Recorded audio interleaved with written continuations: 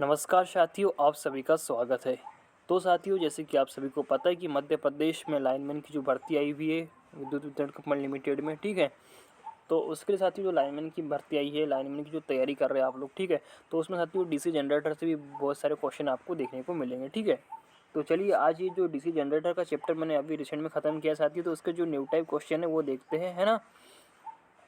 तो चलिए साथियों स्टार्ट कर रहे हैं। तो देखिए साथियों, इसमें पहला ही क्वेश्चन आया हुआ है उठ के, जैसे कि आप देख पा रहे हैं कि यदि किसी चल कुंडली की अक्ष को चुंबकीय पुंज के समांतर रखा जाए तो उस कुंडली में प्रेरित विद्युत वाहक बल होगा।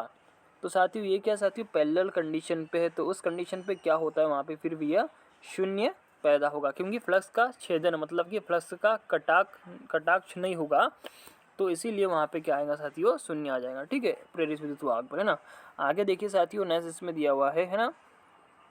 सेकंड क्वेश्चन है कि किसी चालक के चुंबकीय क्षेत्र में घुमाने पर उसमें प्रेरित विद्युत वाहक बल होगा। तो साथियों वह क्या होता है, गतिज होता है, ठीक है। आगे देखिएगा तीसरा क्वेश्चन। एक क्वेश्चन आ रहा साथियों, देखिएगा कि एक सेकंड समय में 1 वोल्ट विद्युत वाहक बल प्रेरित करने के लिए चालक को छेदन करना होगा। तो साथियों उसके लिए क्या करना होगा, 1 वेबर चुंबकीय पुंज को करना होगा, ठीक है। आगे देखिए साथियों, चौथे नंबर का क्वेश्चन है कि आपूर्ति आवृत्ति को दुगनी करने पर भंवर धारा हानि होगी। एडी करंट लॉस क्या होगा साथियों, तो वो स्क्वायर में होता है, तो उसने क्या किया भैया, दुगनी कर दिया, तो वो क्या हो जाएगा, पूर्वमान का 4 गुनी हो जाएगा, ठीक है। आगे देखिए साथियों, पांचवा नंबर का क्वेश्चन है आ रहा है आपके सामने में कि शैथिल्य हानि मतलब होता है हिस्टेरिसिस लॉस का मान घटाने के लिए वैद्युतिक मशीनों की कोड सामान्यतः बनाई जाती है।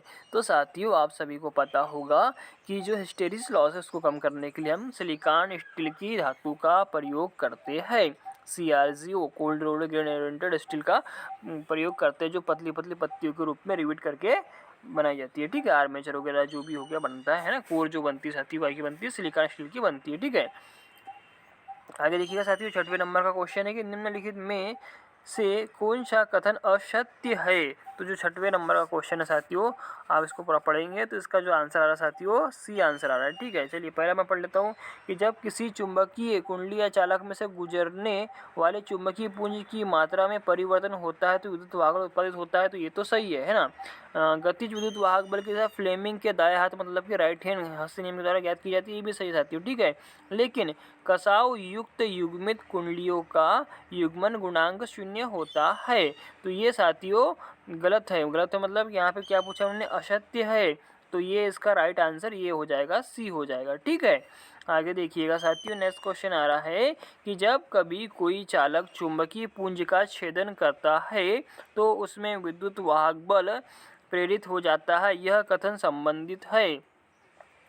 तो भैया ये जो सातवें नंबर का क्वेश्चन है, यह कथन किससे संबंधित है, फैराडे के नियम से संबंधित है। जब कभी कोई चालक चुंबकीय पुंज का छेदन करता है ना, तो उसमें विद्युत वाहक बल प्रेरित हो जाता है। तो ये भी फैराडे सर का नियम है ना, कि जब किसी चालक को चुंबकीय क्षेत्र में गतिमान किया जाता है तो उसमें क्या होता है साथियों, विद्युत वाहक बल उत्पन्न हो जाता है, ठीक है। आगे देखिएगा नेक्स्ट क्वेश्चन, आठवें नंबर का क्वेश्चन है साथियों, दिए गए चित्र में एक कुंडली दर्शाए गए हैं जिनमें बंद लोह क्रोड प्रयुक्त है, बिंदु रेखाएं क्या दर्शाती है। तो ये बिंदु रेखा यहाँ पे क्या दर्शाई बोल रही है ना, ठीक है।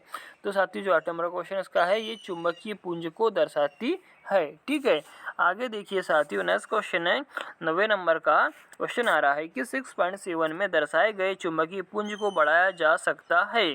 तो भैया कैसे बढ़ाया जा सकता है, चुंबकीय वाहक बल को बढ़ाकर बढ़ाया जा सकता है, ठीक है। आगे देखिए साथियों, 10वें नंबर का क्वेश्चन आ रहा है कि वह नियम जो प्रतिपादित करता है कि प्रेरित विद्युत वाहक बल तथा धारा अपने उत्पादक कारण का विरोध करती है के प्रस्तुत करता है, तो भैया वो कौन थे भैया, लेंज लॉ आता है, ठीक है। लेंज का नियम आता है जिसके कारण उत्पन्न होता है, वो भैया उसी का विरोध करता है, ठीक है। एक नया क्वेश्चन आ साथियों, डिगार्सिंग क्या एक प्रक्रिया है। तो जो 11वें नंबर क्वेश्चन है साथियों, इसका आंसर है किसी धात्विक पुर्जे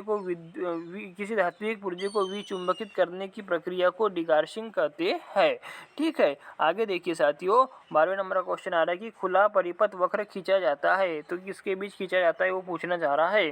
तो 12वें नंबर का आंसर साथियों E0 व IF के बीच में खींचा जाता है। ठीक है, आगे देखिए साथियों, नेक्स्ट क्वेश्चन आ रहा है, लेवल कंपाउंड जनित्र में पूर्ण भार वोल्टता का मान टर्मिनल वोल्टता से क्या होता है। अब लेवल कंपाउंड में पूछा साथियों, जो 13 नंबर का क्वेश्चन है, कि ये बराबर होता है, क्योंकि लेवल में पूछा है तो वहाँ पे क्या होगा, बराबर होता है। ठीक है, आगे देखिएगा, किस प्रकार की DC मशीन में पोलों में अवशिष्ट चुंबकत्व रेसिडुअल मैग्नेटिज्म का होना आवश्यक होता है।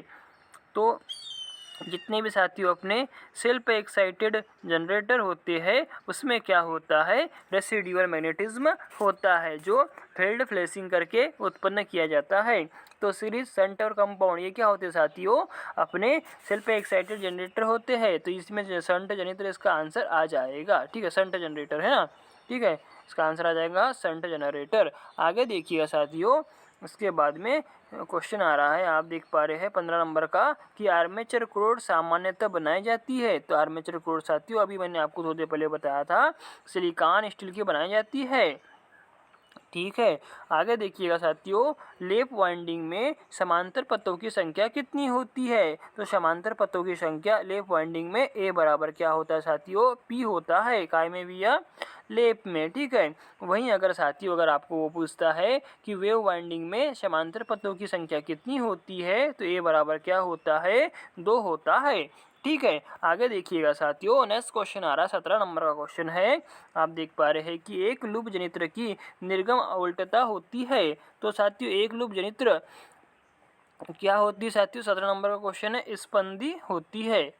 स्पंदी है ना। ठीक है, स्पंदीय AC होती है ना। आपको पता होनी चाहिए, जो जनित्र होता है उसमें हमेशा वोल्टेज होती है, AC उत्पन्न होती है। ठीक है, आगे देखिएगा साथियों, जनित्र द्वारा उत्पादित वोल्टता का मान ज्ञात करने का समीकरण क्या है। जनित्र द्वारा उत्पादित वोल्टेज बोलता है। ठीक है, मतलब कि जनरेटेड EMF EG। ठीक है, जनरेटेड EMF क्या हो जाएगा साथियों, देखिएगा इसका आंसर आ जाएगा B आ जाएगा। EG जनरेटेड EMF बराबर V टर्मिनल वोल्टेज जिसको बोलते हैं प्लस IA मतलब आर्मेचर करंट इनटू के आर्मेचर का रेजिस्टेंस। तो इसका आंसर आ जाएगा साथियों 18वें नंबर का B answer is correct answer है। ठीक है, आगे देखिएगा साथियों, नेक्स्ट क्वेश्चन आ रहा है 19 नंबर का, कि किसी जनित्र के चुंबक क्षेत्र में गतिमान किसी चालक की गति दिशा को विपरीत करने का धारा प्रवाह पर क्या प्रभाव पड़ेगा। तो देखिए साथियों 19 नंबर का क्वेश्चन बोला, किसी जनित्र के चुंबक क्षेत्र में गतिमान किसी चालक की गति दिशा को विपरीत करने का धारा प्रवाह पर क्या प्रभाव पड़ेगा। तो वो भैया क्या प्रभाव पड़ेगा, धारा प्रवाह की दिशा भी विपरीत हो जाएगी। ठीक है, जो 19 नंबर का क्वेश्चन आ रहा है साथियों, C आंसर करेक्ट है। आगे देखिएगा, नेक्स्ट क्वेश्चन आ रहा है कि अधिकांश जनित्र में आउटपुट वोल्टता प्रेरित होती है। तो जो 20 नंबर का क्वेश्चन है साथियों, उसका आंसर है आर्मेचर तथा क्षेत्र कुंडलियों के मध्य सापेक्ष गति से। क्वेश्चन है देखिए साथियों, अधिकांश जनित्रों में आउटपुट वोल्टता किससे प्रेरित होती है। तो आर्मेचर तथा फील्ड वाइंडिंगों के मध्य सापेक्ष गति से होती है। ठीक है, आगे देखिएगा, नेक्स्ट क्वेश्चन आ रहा है कि जब यौगिक मतलब होता है जब कंपाउंड जनरेटर का शंट क्षेत्र तथा श्रेणी क्षेत्र तथा आर्मेचर दोनों के आर पार संयोजित किया जाता है, तो यह संयोजन कौन सा कहलाता है। तो जब मैंने साथियों आपको पढ़ाया था long shunt, cumulative compound, differential compound, short shunt, long shunt, तो उसमें से ये कौन सा वाला है पूछ रहा है। अब इसने बोला है साथियों, जब कंपाउंड जनित्र का शंट क्षेत्र श्रेणी क्षेत्र तथा आर्मेचर दोनों के आर पार संयोजित होता है तो क्या होगा। तो जो 21 नंबर का क्वेश्चन है साथियों, उसका आंसर आ रहा है दीर्घ मतलब होता है लॉन्ग शंट आ जाएगा, है ना। लॉन्ग शंट जनरेटर हो जाएगा। ठीक है, आगे देखिएगा, आंसर इसका ए करेक्ट है। आगे देखिएगा साथियों, क्वेश्चन आ रहा 22 नंबर का, कि सभी संकेतों के सामान्य अर्थों के लिए लेप वेस्टिट जनित्र द्वारा उत्पादित विद्युत वाहक बल व्यक्त किया जाता है। तो साथियों यहाँ पे ध्यान रखने वाली बात है कि इन्होंने क्वेश्चन में पूछा है लेप में। ठीक है, तो लेप में A बराबर P तो होता ही है। ठीक है ना। तो इसका आंसर आ जाएगा साथियों E बराबर 5ZnP60A, है ना।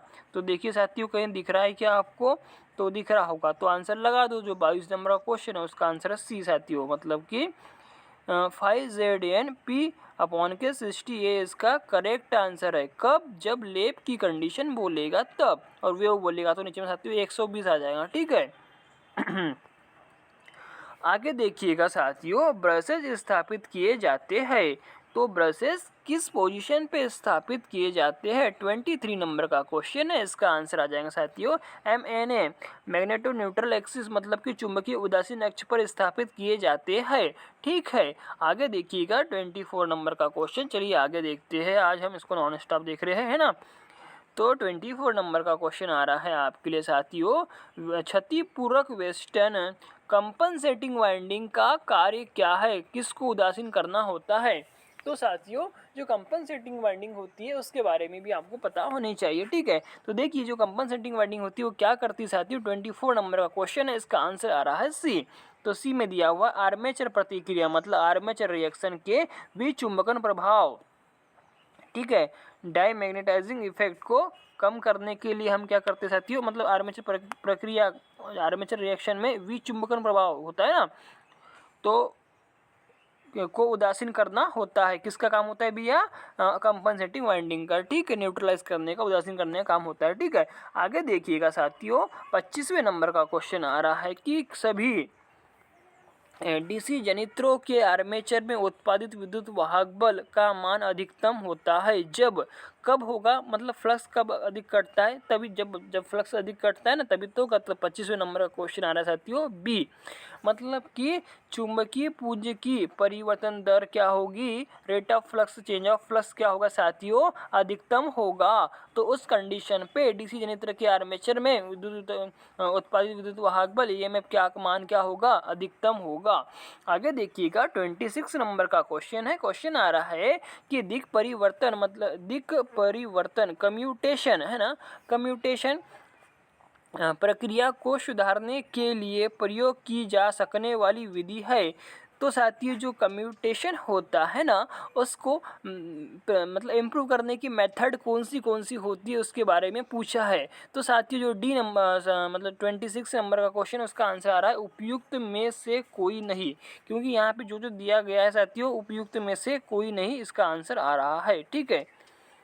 ब्रश प्रतिरोध बढ़ाना दिक् प्रयोग को सुधारने के लिए प्रयोग की जा सकने वाली विधि है ना, कम्यूटेशन। ठीक है। आगे देखिए साथियों, मध्य ध्रुव का कार्य है, मतलब कि जो इंटरपोल होते हैं साथियों, उसका कार्य क्या होता है? तो दिक् परिवर्तन, मतलब कि कम्यूटेशन प्रक्रिया को सहायता प्रदान करने के लिए प्रतिघाती उल्टता को उदासीन करना होता है। ठीक है, ये भी सही है। आर्मेचर प्रक्रिया को पार चुंबकन प्रभाव को उदासीन करना सही है। दिक् परिवर्तन पर चुंबकीय उत्पादन को घटाना, है ना, चिंगारी स्पार्किंग घटाना, उपयुक्त में से सभी, उपयुक्त सभी इसका आंसर आ जाएगा, डी आंसर आ जाएगा। ठीक है। 27 नंबर का क्वेश्चन है।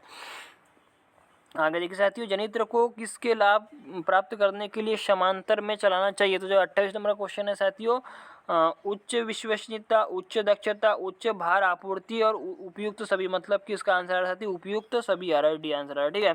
आगे देखिए साथियों, संट जनित्र का वहाँ प्रयोग किया जाता है जहाँ मुख्य आवश्यकता है नियत।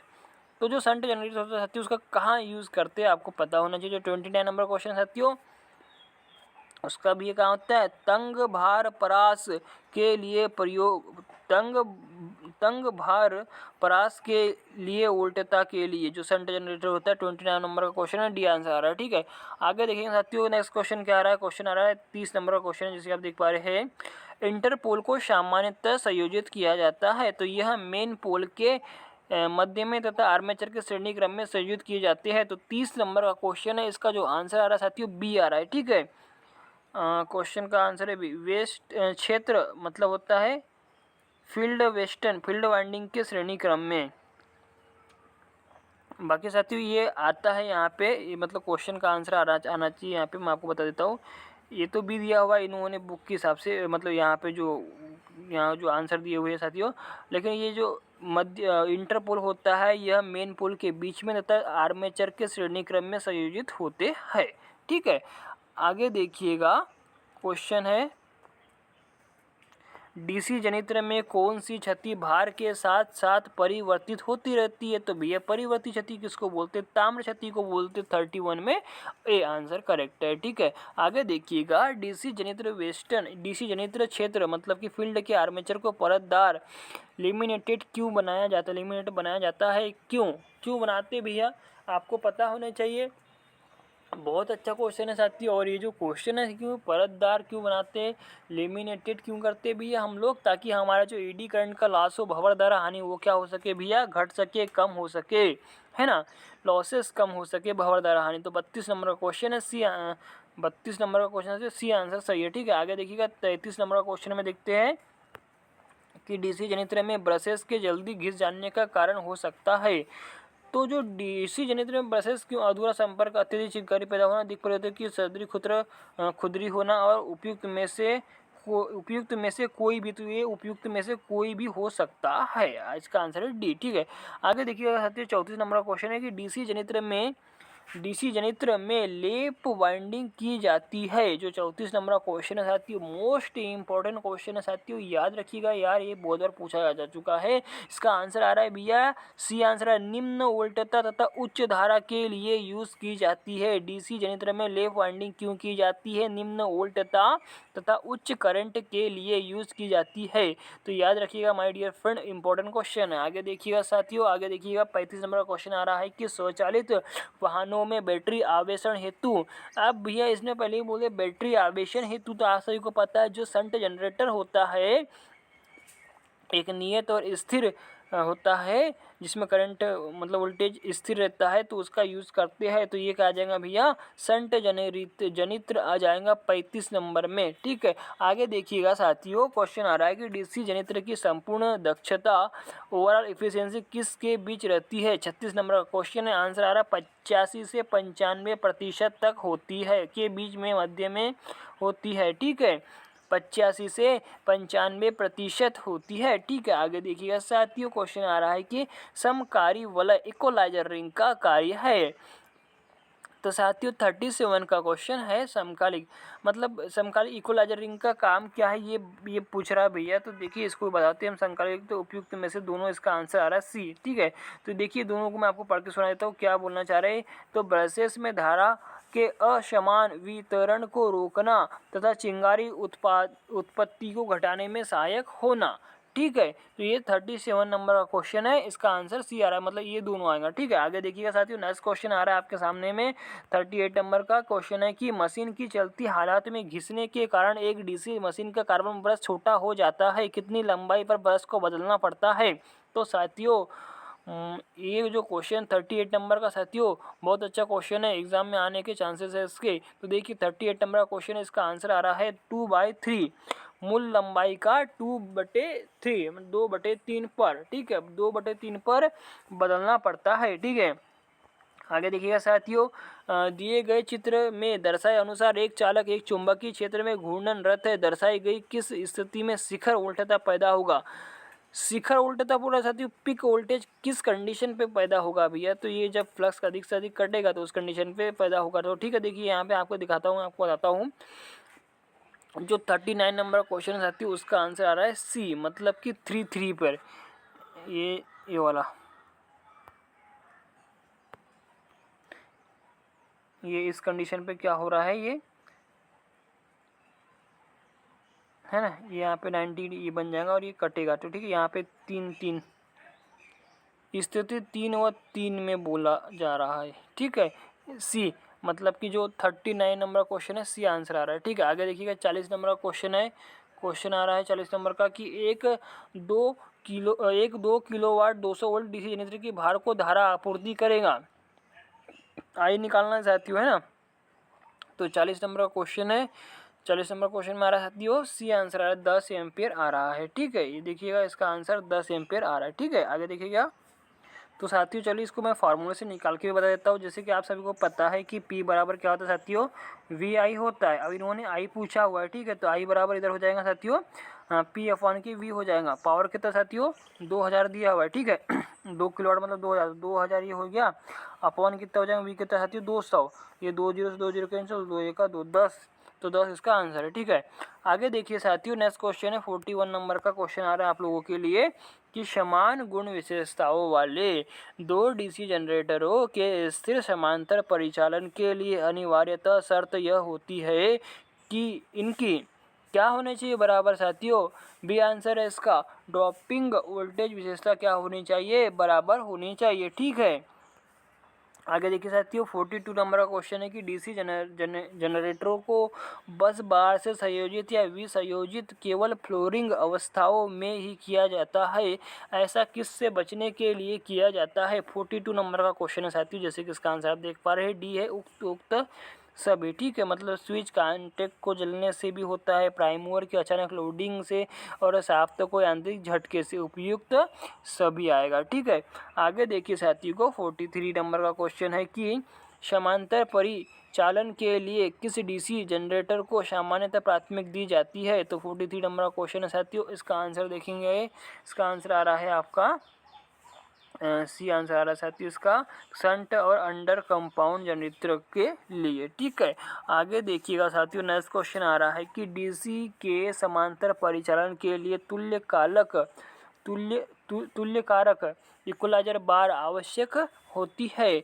44 नंबर का क्वेश्चन है, आंसर आ रहा है सीरीज और ओवर कंपाउंड जनरेटर की। ठीक है, आगे देखिएगा, स्थिर समानांतर परिचालन के लिए डीसी शंट जनरेटर अपनी किस वोल्टेज विशेषताओं के कारण सबसे उपयुक्त होती है। 45 नंबर का क्वेश्चन है साथियों, बी है ना, ड्रूपिंग के लिए होती है। ठीक है, आगे देखिएगा, नेक्स्ट क्वेश्चन है 46 नंबर का कि दो समानांतर शंट जनरेटर कुल लोड को अपनी किलोवाट आउटपुट रेटिंग के अनुपात में केवल तभी बराबर विभाजित करेंगे जबकि इनका समान होता है। तो भैया क्या समान होगा, तो अब करेंगे 46 नंबर का क्वेश्चन है, इसका आंसर आ रहा है साथियों डी नंबर का, ए और बी दोनों, मतलब कि रेटेड वोल्टेज और रेटेड वोल्टेज नियंत्रण बराबर होगा तब होगा। ठीक है, आगे देखिएगा साथियों, क्वेश्चन आ रहा है कि समानांतर में चल रहे एक डीसी शंट जनरेटर से दूसरे जनरेटर पर लोड स्थानांतरित करने का सबसे सरल तरीका क्या है।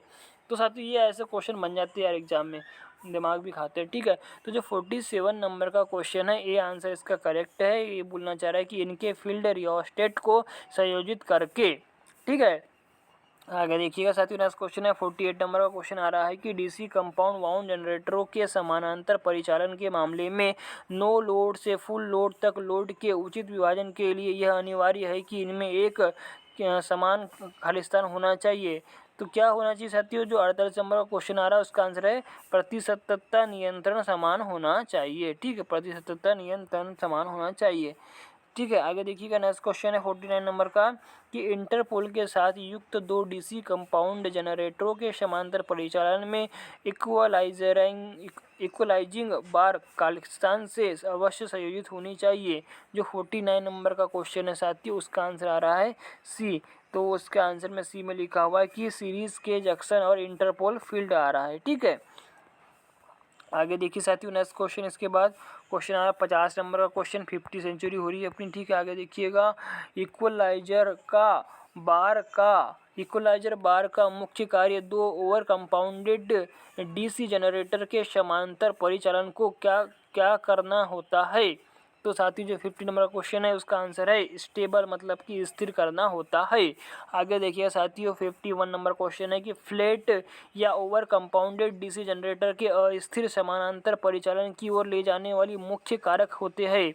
तो साथियों क्या होता है मुख्य कारक, जो 51 नंबर क्वेश्चन है उसका आंसर आ रहा है इनकी बढ़ती हुई वोल्टेज का गुण। ठीक है, एक आंसर इसका रहा। ठीक है, आगे देखिएगा साथियों, नेक्स्ट क्वेश्चन है फ्लेमिंग के बाम हस्त नियम में अंगूठा निरूपित करता है।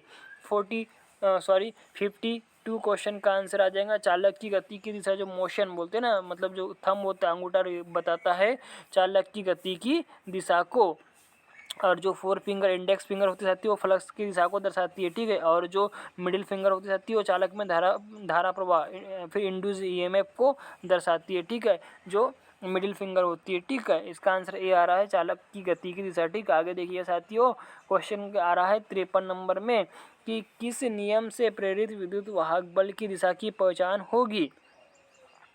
बताइए साथियों, बहुत ही अच्छा क्वेश्चन है यार। फ्लेमिंग का वामाहस्त नियम के द्वारा, है ना, किस नियम के प्रेरित विद्युत वाहक बल की दिशा की ज्ञात होगी, तो फ्लेमिंग के वामहस्त नियम के द्वारा करते हैं। ठीक है, आगे देखिएगा 54 नंबर का क्वेश्चन है कि फ्लेमिंग के दक्षिण हस्त नियम से किसकी पहचान होती है। 54 नंबर क्वेश्चन है, दक्षिण हस्त नियम बोल रहा है, तो प्रेरित विद्युत वाहक बल की दिशा को ज्ञात करने के लिए फ्लेमिंग के दक्षिण हस्त नियम का प्रयोग करेंगे। ठीक है, 54 नंबर का क्वेश्चन है, डी आंसर आ रहा है। ठीक है, आगे देखिए साथियों, क्वेश्चन के बाद इसके बाद आ रहा है 55 नंबर का क्वेश्चन आ रहा है कि डीसी जनित्र के सिद्धांत पर कार्य करता है। डीसी जनरेटर किस सिद्धांत पर कार्य करता है, तो भैया डीसी जनरेटर ये फैराडे का इलेक्ट्रोमैग्नेटिक इंडक्शन मतलब कि विद्युतिक चुंबकीय प्रेरण के फैराडे का नियम, है ना, तो डी आंसर इसका करेक्ट है। 55 नंबर का क्वेश्चन है। आगे देखिएगा साथियों, 56 नंबर का क्वेश्चन आ रहा है कि डीसी जनरेटर में प्रेरित विद्युत वाहक बल ज्ञात करने का सूत्र क्या है। तो साथियों डीसी जनरेटर में बोला है, तो जो 56 नंबर का क्वेश्चन है साथियों, उसका ए ही आंसर करेक्ट है। ये आप सबको पता होना चाहिए। ईजी जनरेटेड ईएमएफ बराबर क्या हो जाएगा, 5ZNP/60A हो जाएगा। ठीक है, याद रखिएगा, मोस्ट इम्पोर्टेंट फार्मूला है, बहुत ही अच्छा फार्मूला है। ठीक है, आगे देखिए साथियों, 57 नंबर का क्वेश्चन उठ के आया है आपके सामने में। जैसा कि चित्र में दिखाया गया है कि एक चालक चुंबक क्षेत्र में घूर्णन कर रहा है, किस स्थिति में वोल्टेज अधिकतम होगा। तो भैया बताओ किस स्थिति में वोल्टेज अधिकतम होगा। तो जो 57 नंबर का क्वेश्चन है साथियों, उसका आंसर आ रहा है सी एंड जी, है ना। ये देखो, ये सी वाला और ये जी वाला, ठीक है, ये 90 में यहाँ बन जाएगा। तो यहाँ पे जो कटाव होगा मतलब जो फ्लक्स कटेगा अधिकतम कटेगा। ठीक है, तो इसीलिए यहाँ पे सी एंड जी का आंसर आ रहा है। ठीक है, आगे देखिए साथियों, नेक्स्ट क्वेश्चन आ रहा है आप लोगों के लिए कि एक 6 ध्रुव डीसी जनरेटर में आर्मेचर को तरंग वाइंडिंग मतलब होता है वेव वाइंडिंग किया गया है। यदि आर्मेचर को पुनः लेप के लिए वाउंड किया जाए तो प्रेरित विद्युत वाहक बल क्या होगा, मतलब कितना घटेगा कितना बढ़ेगा। 58 नंबर का क्वेश्चन है साथियों, 3 गुना क्या हो जाएगा, घट जाएगा। तो साथियों जो वेव होता है उसमें विद्युत वाहक बल अधिक होता है, करंट कम होती है, और लेप में साथियों क्या होता है, वोल्टेज कम होता है, करंट अधिक होती है, जस्ट अपोजिट होता है ना। तो याद रखिएगा, अब ये 6 ध्रुव दिया हुआ है यहाँ पे, उसके हिसाब से यहाँ पे क्या रहा है, 3 गुना घट जाएंगे।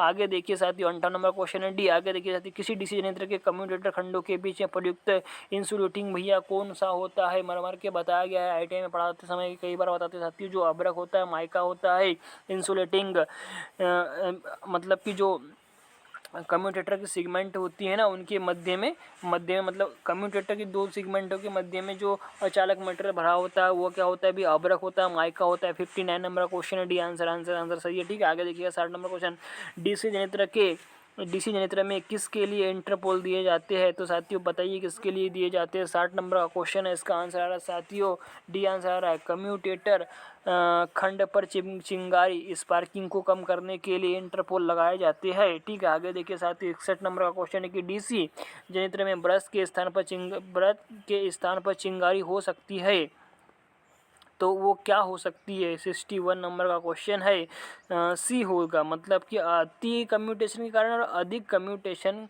के कारण, ये भी दोनों मतलब कि सी आंसर इसका करेक्ट है। आगे देखिएगा किसी डीसी जनरेटर में यदि क्षेत्रीय परिपथ प्रतिरोध क्षेत्रीय क्रांतिक प्रतिरोध से अधिक हो तो किसको बढ़ाएगा। तो 62 नंबर का क्वेश्चन है साथियों, इसका आंसर देखते हैं आगे क्या आ रहा है। तो 62 नंबर का क्वेश्चन है, क्यों बढ़ाएगा, तो इसका आंसर आ रहा है साथियों, जनित्र वोल्टेज नहीं बढ़ेगी, जनित्र की वोल्टेज नहीं बढ़ाएगा। ठीक है, आगे देखिएगा साथियों, नेक्स्ट क्वेश्चन आ रहा है कि डीसी जनित्र में ब्रश तनाव इसके कार्य संपादन में बहुत महत्वपूर्ण भूमिका निभाता है, अत्यधिक ब्रश तनाव से हो सकता है। जो 63 नंबर का क्वेश्चन है साथियों, क्या हो सकता है बताइएगा। तो जो 63 नंबर का क्वेश्चन उसका आंसर आ रहा है डी, मतलब कि क्वेश्चन का आंसर आ रहा है साथियों डी 63 का, कम्यूटेटर अत्यधिक गर्म हो सकता है तथा सतह फट सकती है। ठीक है, पढ़िए क्वेश्चन आप एक बार अच्छे से, तो आपको समझ आ जाएगा। आगे देखिए साथियों, क्वेश्चन आ रहा है कि आर्मेचर में प्रयुक्त कोर लेमिनेशन का उद्देश्य क्या है।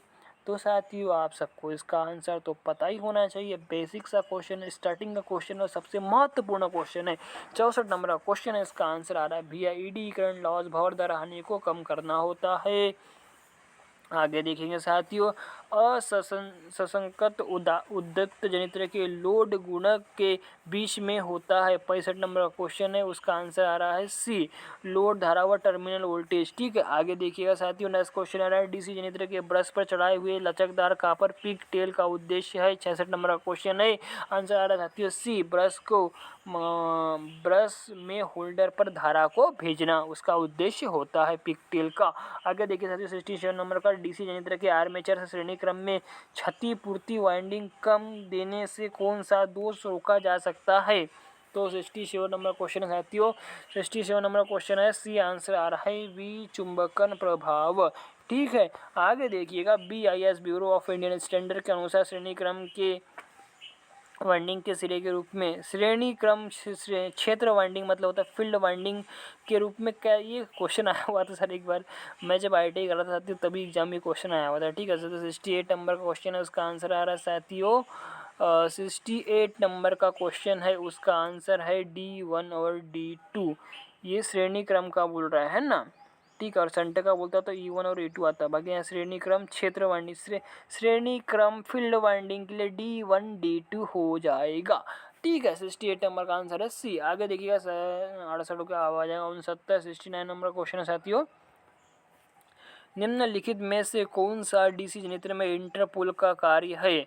तो जो 69 नंबर का क्वेश्चन है और इंटरपोल का कार्य कर रहा है, पूछ रहा है साथियों 69 नंबर का, तो उसका आंसर है, देखिए, स्थिर प्रेरित वोल्टेज का उदासीकरण, कम्यूटेटर को चिंगारी विहीन बनाना, रूखड़े को चिकने कम्यूटेटर में बदलना। तो उपयुक्त सभी इसका आंसर सही। आगे देखिएगा, किस प्रकार का डीसी जनित्र वेल्डिंग जनित्र सेट के लिए प्रयोग किया जाता है। तो साथियों ये क्वेश्चन बहुत ही इंपॉर्टेंट है यार, ये कई बार एग्जाम में पूछा जा चुका है। जो 70 नंबर का क्वेश्चन है साथियों, उसका आंसर आ रहा है सी, मतलब कि डीसी अंतर संयुक्त है ना जनित्र होता है। ठीक है, आगे देखिएगा, क्वेश्चन आ रहा है डीसी साथी जो बोले अंतर मतलब है साथियों डिफरेंशियल कंपाउंड जनित्र आएगा, है ना, याद रखिएगा। ठीक है, आगे देखिएगा, उसके बाद में आ रहा है वेल्डिंग जनित्र सेट के लिए किस प्रकार की डीसी जनित्र का प्रयोग किया जाता है। जो 71 है, ये जो ये डीसी अंतर डिफरेंशियल कंपाउंड संयुक्त मतलब होता है ना, कंपाउंड होता है। ठीक है, तो डिफरेंशियल अंतर मतलब डिफरेंशियल कंपाउंड जनित्र। ठीक है, ये भी याद रखिएगा, 71 में भी सी आ रहा है। ठीक है, तो साथियों याद रखिएगा, ये क्वेश्चन पूछे जा चुके हैं यार कई बार, है ना। ध्रुव वाले डीसी जनित्र के लिए सिंप्लेक्स वेव वाइंडिंग आर्मेचर में कितने समांतर पद होंगे। तो जो 72 नंबर का क्वेश्चन है, ध्रुव वाले मतलब कि पोल वाले डीसी के सिंप्लेक्स वेव के लिए पूछा है। अब देखो भैया, यहाँ घुमा दिया उसने, यहाँ ध्रुव वाले लिख दिया और यहाँ के लिए वेव। तो आपको पता होता है ना कि A=2 होता है, चाहे पोलों की संख्या कितनी भी हो, किस कंडीशन पे, वेव की कंडीशन पे। तो इसलिए हमेशा इसमें 2 ही तो आएगा मेरे भैया। ठीक है, याद रखिएगा, बहुत अच्छा क्वेश्चन है यार। डीसी जनित्र की चरखी 1.25 मीटर मिनट में 2000 चक्र पूरा कर लेता है। तो डीसी जनित्र का आरपीएम चक्र प्रति मिनट क्या होगा। जो 73 नंबर का क्वेश्चन है साथियों, वो आ रहा है आप लोगों के लिए। ठीक है, इसका आंसर आ रहा है सी। ठीक है, 1600 आरपीएम आ रहा है। ठीक है, आगे देखिएगा साथियों, नेक्स्ट क्वेश्चन आ रहा है कि 10 ध्रुव डीसी जनित्र में 960 आरपीएम के चालक व 20 ठीक है मेगा वेबर है ना के फ्लक्स प्रति पोल को 600 चक्र प्रति मिनट दर पर जब आर्मेचर को सिंप्लेक्स वेव वाइंडिंग से जोड़ा जाता है, तो इसमें उत्पन्न विद्युत बल ज्ञात कीजिए। मतलब ई निकालना है। ठीक है, तो 74 नंबर साथियों इसका 960 इसका आंसर आ रहा है। ठीक है, आगे देखिएगा साथियों, नेक्स्ट क्वेश्चन आ रहा है कि डीसी मशीन जो कठिन कार्य की स्थिति में लगाई जाती है, इंसुलेशन टेस्ट खालिस्तान किसके लिए अंतराल पर करना चाहिए। जो 75 नंबर क्वेश्चन है साथियों, उसका आंसर आ रहा है 1 महीने के अंतराल में करना चाहिए। ये भी क्वेश्चन आते हैं साथियों, टीओ में ऐसे टाइप के क्वेश्चन पूछे जा चुके हैं। ठीक है, आगे देखिए साथियों, 76 नंबर क्वेश्चन है कि डीसी जनित्र में क्षतिपूर्ति वाइंडिंग के इस्तेमाल होने का मुख्य कारण निम्न में से कौन सा है। 76 नंबर का क्वेश्चन। ठीक है, तो उसका आंसर आ रहा है साथियों, देखिएगा आगे क्वेश्चन का आंसर है बी आंसर आ रहा है इसका, है ना, क्योंकि इसमें घटता बढ़ता लोड होता है। ठीक है, तो आगे देखिए साथियों, जो 77 नंबर का क्वेश्चन है ना, वो क्वेश्चन है अपना कि जनित्र का निर्माण पूर्ण लोड धारा IL प्राप्त करने के लिए किया जाता है तथा नो लोड वोल्टेज का पतन लगभग होता है। तो नो लोड पतन का वोल्टेज लगभग कितना होता है साथियों? 77 नंबर का क्वेश्चन है, वो आ रहा है 5 से 8% होता है। ठीक, आगे देखिएगा, किस प्रकार का डीसी जनरेटर अचल वोल्टेज जनरेटर कहलाता है? अचल वोल्टेज जनरेटर कहलाता है। 78 नंबर का क्वेश्चन है साथियों, डीसी शंट। अचल मतलब कि वो जो नियत रहता है ना, तो डीसी शंट जनरेटर आएगा। ठीक है, बहुत इससे घुमा के पूछा इसने। बाकी देखिएगा, डीसी शंट जनरेटर वोल्टेज नहीं बढ़ रहा है, इसका कारण क्या है? तो जो 79 नंबर का क्वेश्चन है साथियों, ए आंसर इसका आ रहा है कि क्षेत्र मतलब कि फील्ड वाइंडिंग खुला होना। ठीक है, नहीं बढ़ रहा है। तो आगे देखिए, 80 नंबर का क्वेश्चन है कि किस निम्न में से कौन सा कथन सही नहीं है? 80 नंबर का क्वेश्चन है, निम्न में से कौन सा कथन सही नहीं है? तो डीसी शंट जनरेटर को रोकने की सबसे अच्छी विधि क्षेत्र परिपथ स्विच को खोलना, तो ये नहीं है, तो यही इसका आंसर आ रहा है। तो साथियों आज के लिए इतना रखते हैं, 80 क्वेश्चन आज कर दिए। बाकी के जो और 80 क्वेश्चन साथियों, वो नेक्स्ट दूसरा वीडियो जो बनाऊंगा सेकंड पार्ट में, उसमें आपको पूरा पूरा कर दूंगा। ठीक है, तो साथियों पढ़ाई करते रहे, अच्छे से अच्छे क्वेश्चन लगाते रहे, जरूर आपको सिलेक्शन होगा। इसी शुभकामनाएं साथ साथियों, आप सबको मेरा प्यार भरा धन्यवाद।